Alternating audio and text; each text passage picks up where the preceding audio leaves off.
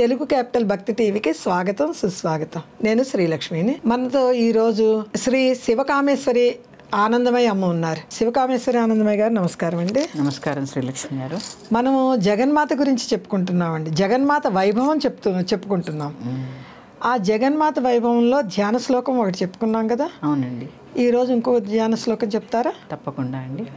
గురు బ్రహ్మ గురుర్విష్ణుర్ గురుదేవో మహేశ్వరః గురు సాక్షాత్ పరబ్రహ్మ తస్మై శ్రీ గురవే నమః. సదాశివ సమారంభాం వ్యాసశంకర మధ్యమాం అస్మదాచార్య పర్యంతాం వందే గురు పరంపరాం. వాగర్ధావివ సంపృక్తౌ వాగర్ధ ప్రతిపత్తయే జగతః పితరో వందే పార్వతీ పరమేశ్వరౌ. శివాయ గురవే నమః. శివాయ గురవే నమః. శ్రీమాత్రే నమః. శ్రీమాత్రే నమః. శ్రీమాత్రే నమః. మొన్న మనము మొదటి ధ్యాన శ్లోకమైన సింధూరారుణ విగ్రహాన్ త్రినయనాం మాణిక్యమౌళిస్ఫురత్ తారానాయక శేఖరాం స్మితముఖీం ఆపీన వక్షోరుహాం పాణిభ్యాం అళిపూర్ణరత్నచషకం రక్తోత్పలం బిభ్రతీం సౌమ్యాం రత్నఘటస్థరక్తచరణాన్ ధ్యాయేత్ పరామంబికాం. అలాగే అమ్మ అంటేనే త్యాగనిరతి కలది అని చెప్పి ఆ ధ్యాన శ్లోకంలో చెప్పుకున్నాము. అక్కడ విగ్రహం గురించి చెప్పుకున్నాం. అంతేగా సింధూరారుణ విగ్రహం అంటే ఆ యొక్క విగ్రహం, అమ్మ యొక్క విగ్రహం ఎలా ఉంటుంది అనేది చెప్పుకుని ఇంకొంచెం ముందుకు వెళ్తున్నాము. అరుణాన్ కరుణాతరంగితాక్షీం ధృతపాశాంకుశ పుష్పబాణచాపాం అణిమాధిభిరావృతామయూఖైః అహమిత్యేవ విభావయే భవానీ. ఇక్కడ అరుణము, అరుణ కిరణములు అంటే సూర్యకిరణములు. అంటే అరుణము అంటే ఎరుపు అని వస్తుంది. అలాగే చైతన్యము అని, సూర్యకిరణాల చైతన్యం కదా, చైతన్యము. అరుణాన్ కరుణాం, అరుణము అంటే చైతన్యము, జ్ఞానము. కరుణాతరంగితాక్షీం, అక్షి అంటే ఏంటండి? కన్నులు. అంటే అమ్మవారి యొక్క రెండు కళ్ళు ఏంటి? ఒకటి చైతన్యవంతమైన జ్ఞానముతో, ఒకటి కరుణతో ఉంటుంది. అమ్మవారి యొక్క రెండు కళ్ళు ఏంటి? ఒకటి చైతన్యము, ఒకటి కరుణ. కరుణ. అరుణాన్ కరుణాతరంగితాక్షీం, జ్ఞానము అలాగే కరుణ. తరంగములు, విద్యుత్ తరంగములు, అలలు, సముద్రంలో అలలు, ఇలా ఇలా ఇలా. అంటే చూడండి, ఎప్పుడూ కూడా ఎల్లవేళలా కూడా ఆ కంటిలో ఈ కరుణ, దయ అనేది, జ్ఞానం అనేది ప్రవహిస్తూనే ఉంటుంది. సూర్యకిరణాలు మన మీదకి ఎలా వస్తూ ఉంటాయో మూలలకి వెళ్తాయి. చూడండి, సూర్యకిరణాలు ఎలా వెళ్తాయి? మూలలకి వెళ్తాయి. అలాగా అమ్మ యొక్క జ్ఞానము, ఆ చైతన్యము, కరుణ అనేది ఎల్లవేళలా తరంగాల్లాగా ఉంటుంది తన కళ్ళతోటి. అందుకే ఇక్కడ అక్షి, నేను ఇదివరకు కూడా చెప్పాను మీకు, మీనాక్షి, కామాక్షి. ఈ అక్షికి, కళ్ళకి ఎంత ఇంపార్టెంట్ అంటే, ఇక్కడ అక్షి అని చెప్పడానికి అమ్మ మనల్ని చైతన్యంతో కూడిన కరుణతో తన కళ్ళ ద్వారా మనల్ని పెంచుతుంది. చేప పిల్లల్ని కళ్ళ ద్వారా పెంచుతుంది కదా. చేప, తాబేలు కూడా అండి, తాబేలు కూడా కళ్ళ ద్వారానే పిల్లల్ని పెంచుతుంది. అంటే ఇక్కడ చూడండి, అమ్మ మనల్ని చూడండి. ఆ శ్లోకానికి అర్థం మామూలుగా తీసుకుంటే ఎర్రని కళ్ళతో దయ కలది అని అర్థం. కానీ అంతర్లీనంగా దానికి వెళ్ళే కొద్దీ ఆ భావన చూడండి ఒక్కసారి. చైతన్యవంతమైన కరుణతో మీనాక్షిలాగా ఎప్పుడు, ఎల్లప్పుడూ తరంగాలు, ఎప్పుడు అలలు వస్తూనే ఉంటాయి కదండి. అసలు ఆ సముద్రంలో అలలకి విరామం అనేది ఉండదు, ఘోషిస్తూనే ఉంటుందిగా సముద్రం. ఎప్పుడు సముద్రం ఎల్లవేళలా అలలు వస్తూనే ఉంటాయి. అట్లా అమ్మ మనల్ని తన దయతో, కంటి చూపుతో మనల్ని ఎప్పుడు కూడా కాపాడుతూ పాలిస్తూ ఉంటుంది. ఇక్కడ మనం తెలుసుకోవాల్సింది ఏంటి? అంటే భగవంతుడి ఆ యొక్క చూపు, ఆ అమ్మ యొక్క చూపు ఎవ్వరూ చూడట్లేదని మనం కొన్ని తప్పులు చేస్తూ ఉంటాం. ఆ తప్పుల్ని కూడా ఆవిడ చూస్తూ ఉంటుంది, సరిచేస్తూ కూడా ఉంటుంది. చూస్తమే కాక సరి చేస్తుంది కూడా. అంతే కదండి. ఎప్పుడేం ప్రారంధం చేశానో ఇప్పుడు ఇలా వచ్చింది అనుకుంటామా లేదా? అంతే కదండి. ఆవిడ చూసింది మనం చేసిన తప్పుని, కాబట్టి ఏదో రూపేణ అది అక్కడికి ఆ పిల్లాడికి చేసిన తప్పుకి శిక్ష కావాలి కాబట్టి అప్పటికప్పుడు ఆవిడ శిక్షణ ఇస్తూ ఉంటుంది మనకి. ఎక్కడా కూడా మనం ఎవరూ చూడట్లేదు అని చెప్పి ఏది చెయ్యడానికి అన్నది మన భ్రమ. భ్రమ అంటే నిజంగా భ్రమే. ఆవిడ కళ్ళు ఎప్పుడు కూడా మనల్ని, ఎందుకంటే ఆవిడ అనిమిష, ఎప్పుడు అయితే ఆవిడ రెప్ప వేస్తుందో ప్రళయం వచ్చేస్తుంది. అమ్మో, రెప్ప వేయకూడదు. అమ్మ అనిమిష అండి. దేవుళ్ళందరూ అనిమిషులు, అంటే వాళ్ళు రెప్ప వేయరు. అమ్మ ఒక రెప్ప కాలానికి ఒక్క శివుడి రెప్పకింత కాలము, బ్రహ్మ రెప్పకింత కాలము, విష్ణువు రెప్పకింత కాలము, అమ్మ రెప్ప వేస్తే వచ్చే ప్రళయానికి ఇంత కాలము అని చెప్పి లెక్కలు కూడా ఉన్నాయి. అవి మళ్ళీ తర్వాత చెప్పుకుందాం. మనం సహజంగా రెప్పపాటు కాలం అంటాం. అలాగే అమ్మవారి వాళ్ళ కాలం వేరుంటుంది, మన కాలం వేరుంటుంది. మనం ఒక యుగం, ఇలాంటి యుగాలు ఎన్నో కలిపితే ఆమెకి ఆ యుగాలు కూడా కాదు, వాటికి లెక్క ఉంది. యుగాలన్నీ కలిపి బ్రహ్మ దాకా వెళ్ళగలం మనం. ఇట్లా దానికి లెక్క ఉంది, నేను చెప్తాను. ఎందుకంటే ఇవన్నీ కలుపుకుని ఆవిడ మహారాజ్ఞి అయింది. అప్పుడు వచ్చినప్పుడు నేను ఆ మహారాజ్ఞి ఎందుకైందో కూడా తెలుసుకోవాలి కదా. ఇక్కడ అమ్మ ఏంటి, అనిమిష. ఆవిడ రెప్ప వేస్తే ప్రళయం వచ్చేస్తుంది. అమ్మ బాబోయ్. అందుకని పాపం ఆవిడ రెప్ప కూడా వేయకుండా, అంటే రెప్పపాటులో ఎన్ని తప్పులు జరుగుతాయి కదండి, రెప్పపాట్లో జరిగిపోయింది అంటారు కదా. ఆ రెప్ప కూడా వేయకుండా అమ్మ మనల్ని కాపాడుతూ వేళలా కూడా కాపాడుతూనే ఉంటుంది. తర్వాత అరుణాన్ కరుణాతరంగితాక్షీం ధృతపాశాంకుశ పుష్పబాణ చాపాం. ధృతము ధరించింది. ఏం ధరించింది? ఒక చేత్తో పాశము ధరించింది. ఏంటి పాశము? మనం ఉన్నాం, ఇప్పుడు నేనున్నాను, నాకు సంసారము, నా భర్త, నా పిల్లలు అనే బంధాన్ని ఏర్పరిచింది ఇక్కడ. ఇది పాశమేగా. అవునండి. అది చాలా అవసరం కూడా, ముఖ్యమైనది కూడా. నేను ఇలా ఉన్నాను అంటే నాకు ఒక ప్రేమ అనేది కావాలి. ఈ ప్రేమ అనే పాశాన్ని నా కుటుంబం ద్వారా నాకు పెట్టింది పాశము అంటే. కానీ ఈ పాశం ఏమవుతూ ఉంటుంది, మితిమీరిపోతూ ఉంటుంది. దీనికి ఉదాహరణ ధృతరాష్ట్ర మహారాజు. చూడండి, పిల్లల మీద విపరీతమైన పాశంతో పిల్లల్ని దూరం చేశాడు. ఎన్ని తప్పులు, వాళ్ళ చావుకి కూడా కారణమయ్యారు. అవును, భగవద్గీతలోనే ముందు అడిగేది. విదురుని అడుగుతాడు కదండి. అవును, నా పిల్లలు పాండవరాజు పిల్లలు అంటాడు. అక్కడే విభేదించేస్తాడు. అంటే లేదు, పిల్లల మీద విపరీతమైన ప్రేమ ఆయన. ఆ ప్రేమతో మరి తమ్ముడి పిల్లలు తన పిల్లలు కాదనుకున్నాడు కదా. అంటే ఇక్కడ ఎలా అంటే ఆ విపరీతమైన పాశానికి నేను ఒక చిన్న ఉదాహరణ కింద, దాసోహం. మనం కూడా నా పిల్లలు నా పిల్లలు నా పిల్లలు అని చెప్పి ఏం చేస్తామంటే విపరీతమైన ప్రేమను పెంచుకుంటూ ఉంటాం. దీనివల్ల అంటే నేను మీకు మొన్నే చెప్పాను, ప్రతి శ్లోకాన్ని మనకి మనం ఎలా ఉదహరించుకోవాలి, ధ్యాన శ్లోకాలు అనేది. అవునండి. పిల్లలకి టిఫిన్ బాక్స్ పెట్టి మనం స్కూల్కి పంపిస్తున్నప్పుడు పెట్టి వాడికి చేతికి ఇవ్వగానే ఏం చెప్తాను చెప్పండి? నువ్వే తినే ఎవ్వరికీ పెట్టకు. అక్కడే మొదటి తప్పు. ఎంత తప్పు చేస్తాను తెలుసా? నువ్వే తిన్నాయినా ఎవ్వరికీ పెట్టకు. ఇంకా వాళ్ళకి షేరింగ్ అనేది ఎట్లా అలవాటు అవుతుంది? అవ్వదు. అంటే ఇక్కడ ఏంటి అంటే ఇట్లాంటి విపరీతమైన పాశాన్ని మనం పట్టుకొని ఆ పాశానికి బందీలైపోయి ఉంటాం. నా భర్త, నా పిల్లలు, నా అత్తగారు, ఇక నాకు నేను నేను నేను అనేదానికి అసలు అంతు పొంతుండదు. నా కుర్చీ, నా పుస్తకం, నా డబ్బులు. నీ డబ్బులా? నీకు ఎక్కడి నుంచి వచ్చాయి? ఆవిడ ప్రసాదిస్తేనే కదా వచ్చాయి. సిరి సంపదలన్నీ ఆవిడిచ్చినే కదా వచ్చాయి. వ్యామోహం పెరిగిపోతుంది. పాశం వల్ల ఏమవుతుంది చూడండి, ఒక ఇల్లు ఉంటే సరిపోదు, 10 ఇళ్ళు ఉండాలి. అవునండి, కరెక్ట్. ఒక 2 నగలు ఉంటే సరిపోదు, మొత్తం జ్యువెలరీ షాప్ అంతా ఉండాలి. ఒక 10 చీరలు ఉంటే సరిపోదు. ఇది ఏంటి అంటే ఈ నేను అనే వ్యామోహం వెర్రి తలలేసిస్తూ ఉంటుంది. అది కూడా ఆవిడ ఒక చేత్తో ధరించి ఉంది.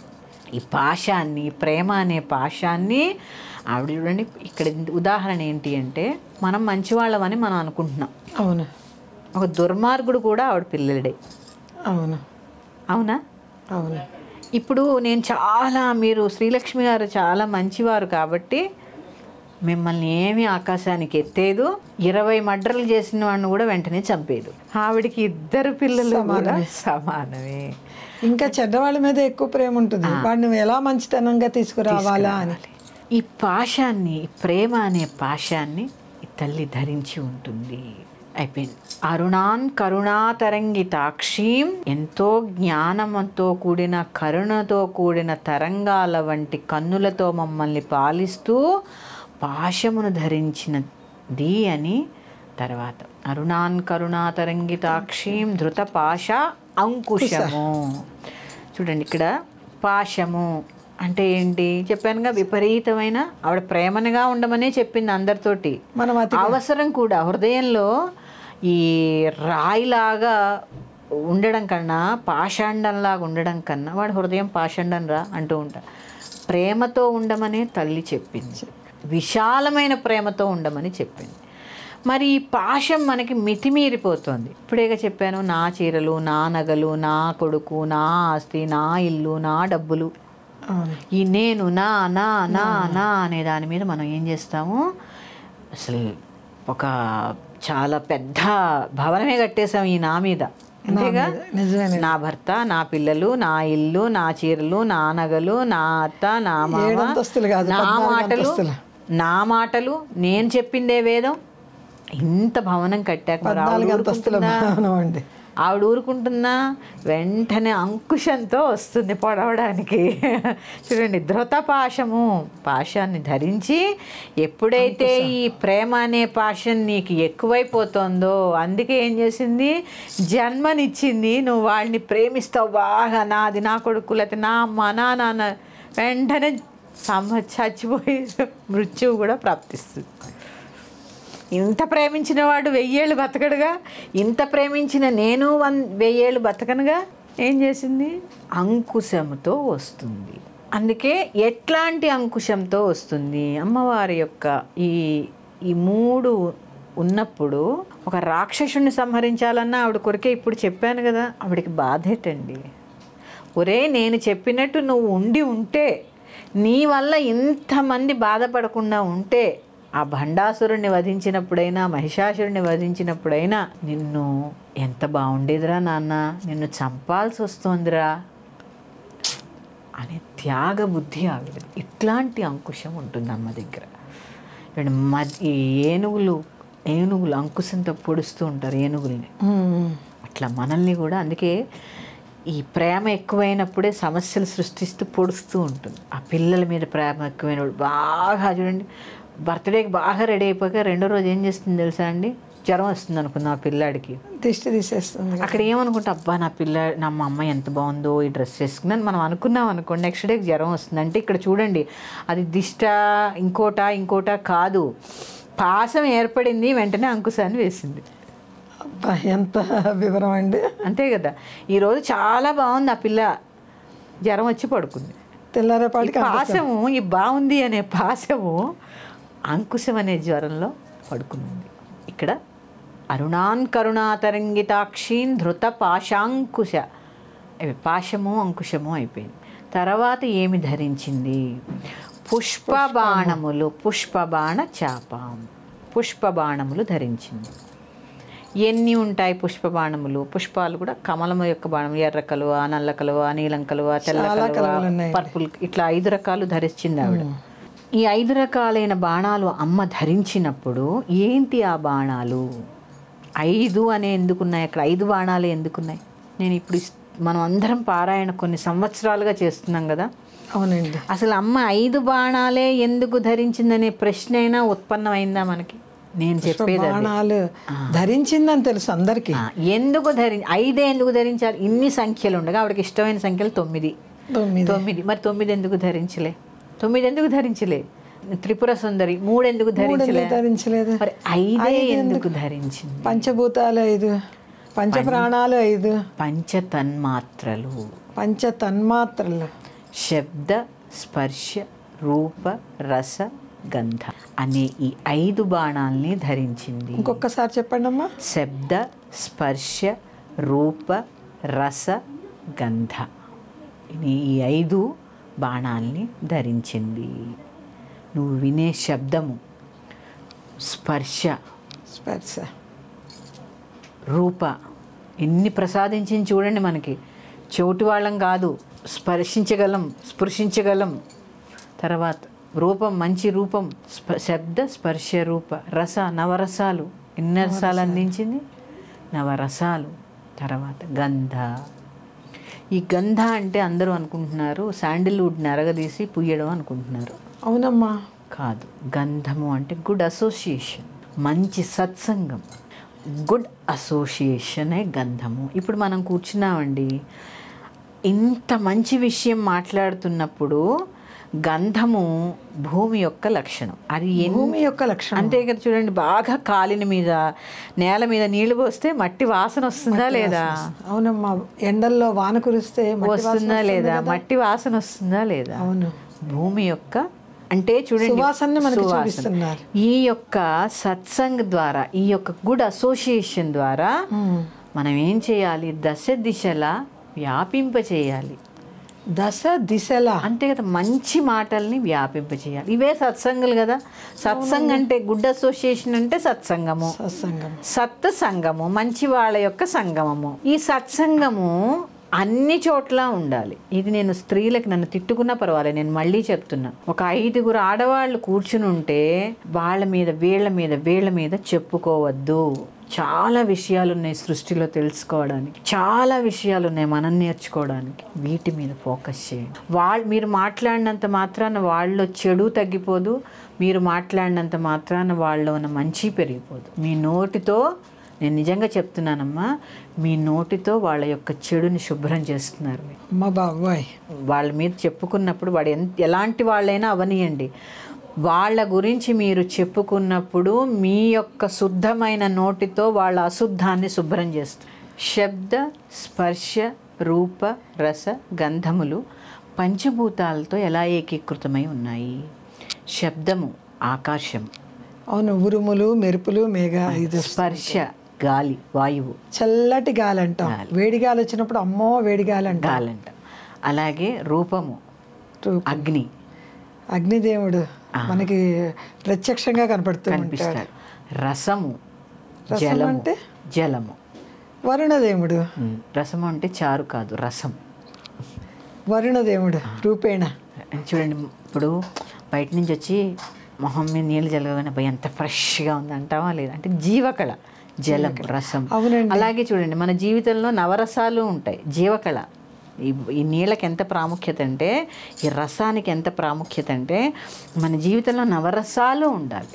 నవరసాలు ఉండాలిగా. అవునండి, నవరసాలు ఉంటేనే జీవితం. అందుకే నీళ్ళకి జీవకళ, నీళ్ళ ప్రాముఖ్యత. స్నానం చేయగానే పరిశుభ్రంగా అయిపోతాం. జలానికి ఉన్న ప్రాముఖ్యత, రసం. అలాగే చెప్పానుగా, గంధము అంటే భూమి. గంధము అంటే భూమి. ఇలాగా అమ్మ ఏమేం ధరించింది? అరుణాన్ కరుణా. భూమి వల్ల వాసన ఎలా అమ్మ? అంతే కదమ్మా. భూమి వల్ల, భూమికి ఉన్న గుణమే వాసన. మట్టి వాసన. అవును, చిరుజల్లులు పడినప్పుడు మట్టి వాసన. మీరు ఇలా ముట్టుకుని మట్టిని చూస్తే వాసనే వస్తుంది. జల్లులు పడినప్పుడు ఇంకా ఎంతో సువాసన. బాగా కాలిన నేల మీద నీళ్లు పడితే వాసన. అవునండి. సుగంధాన్ని పంచివ్వడమే. అంటే చూడండి, ఇక్కడ భూమికే ఎందుకు గంధం ఉంది అంటే ఓర్పు, ఓపిక. ఆ ఓపిక నుంచి వచ్చే వాసన, వాడికి ఎంత ఓర్పు అండి, ఎంత నిదానం అండి. కొందరిని చూడగానే అబ్బా మహాసాధ్యమ్మా అంటామా లేదా? ఓర్పు అంటామా లేదా? అవునండి. భూమి నుంచి వచ్చిన మొక్కల వలన పుష్పాలు అవన్నీ కూడా సువాసనే కదా మనకి. ఓర్పు అని అంటే ఈ పంచభూతాలు ఈ పంచతన్మాత్రలతో కలిసి ఉన్నాయి.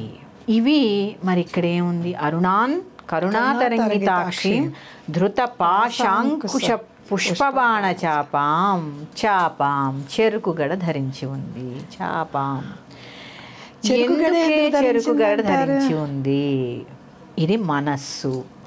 మనస్సు నీ మనస్సు నీ చేతిలోనే ఉంచుకుంటాను, నా మనస్సు నా చేతిలోనే ఉంది అని చెప్పడానికి చెరుకుగడ ధరించింది. ఎంత గొప్ప విషయం. ఎందుకు చెరుకుగడే ధరించింది? చెరుకుగడలో 24 కణుపులు ఉంటాయి. చెరుకుగడలో 24. ఆవిడ పట్టుకున్న చెరుకుగడకి 24 కణుపులు ఉంటాయి. లెక్క పెట్టండి ఒకసారి. నీ వెన్నుపూసకి కూడా 24 కణుపులు ఉంటాయి. అలాగే గాయత్రి మంత్రానికి కూడా 24 అక్షరాలు ఉంటాయి. ఎంత చూడండి, ఆవిడ నా మనస్సు నా చేతిలో ఉందిరా అబ్బాయి. పాశం ఉంది, పాశం ఎక్కువైతే అంకుశం ఉంది. వీటితో పాటు పంచబాణాలు ఉన్నాయి. అంటే ఏవి? పంచతన్మాత్రలు ఉన్నాయి, పంచభూతాలు ఉన్నాయి, పంచ జ్ఞానేంద్రియాలు ఉన్నాయి. ఈ బాణాలే మళ్ళీ ఏమవుతాయండి? ధనుస్సు ఎలా వేస్తారు? ఇట్లా పెట్టి పంచ ప్రాణాలని కూడా మన్మథ బాణాలు వేస్తారు. మన్మథ బాణాలు వేశారు అనుకోండి, అప్పుడు నీ మనస్సు ఎలా ఉండాలి? నీ చేతిలో ఉండాలి. ఈ పంచతన్మాత్రలు నీ మనస్సులో వచ్చి చేరితే ఏమవుతుంది? వృధా. అందుకే వీటిని దరిచేరనివ్వను. అందుకే ఇలా పట్టుకుంది. ఎలా పట్టుకుంది? ఇలా తన వైపుకే తిప్పుకుని. చూసారు చెరుకుగడ ఈ చెయ్యి ఎలా ఉంటుంది? మిగిలినవన్నీ ఇలా ఉంటాయి, ఇలానో ఉంటాయి. ఈ చెరుకుగడ ఇలాగే. అంటే నా మనస్సు నా వైపులోనే ఉంటుంది, నా ఆధీనంలోనే ఉంటుంది. చెరుకే ఎందుకు పట్టుకుంది? ఆ మనస్సు ఎలా ఉండాలి తెలుసా అండి? ఎంత తీపిగా ఉన్నా పిప్పి వదిలేస్తాం. చెరుకు పిప్పి తినలేం మనం. దాని యొక్క తీపి, ఈ పంచతన్మాత్రలో ఉండే తీపిని గ్రహించి పిప్పిని వదిలే అవసరం లేని విషయాలన్నీ కూడా బయటకు వదిలేసేరా అబ్బాయి. మనసులో చేరనీకు ఆ విధ పిప్పంతా కూడా మనసులో చేరనీకురా అబ్బాయి. చాలా గొప్ప విషయం అమ్మా. ఇంత ఉంది, ఆస్వాదించాలి తీపిని. అంతే కదా, పిప్పిని తీసిపారే. అంతేగాని మేము గుళ్ళో చెరుగ్గడ చేయించి ఇచ్చాం. ఆ చెరుగ్గడ ఎందుకనేది తెలుసుకుంటే నువ్వు అమ్మవారికి చేయించి ఇచ్చినా ఒక ఫలితం.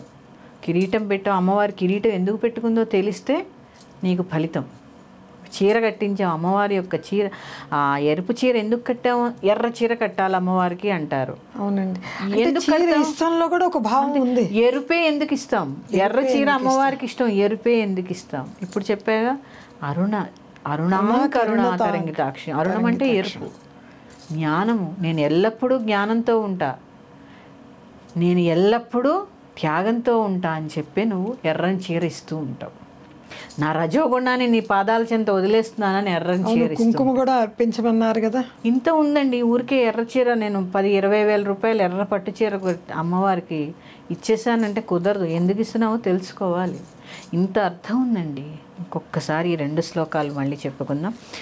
సింధూరారుణ విగ్రహాంత్రినయనాం మాణిక్యమౌళి స్ఫురత్ తారానాయక శేఖరాం స్మితముఖీం ఆపీన వక్షోరుహాం పాణిభ్యాం అళిపూర్ణరత్నచషకం రక్తోత్పలం బిభ్రతీం సౌమ్యాం రత్నఘటస్థరక్తచరణాం ధ్యాయేత్ పరామంబికాం అరుణాన్ కరుణాతరంగితాక్షీం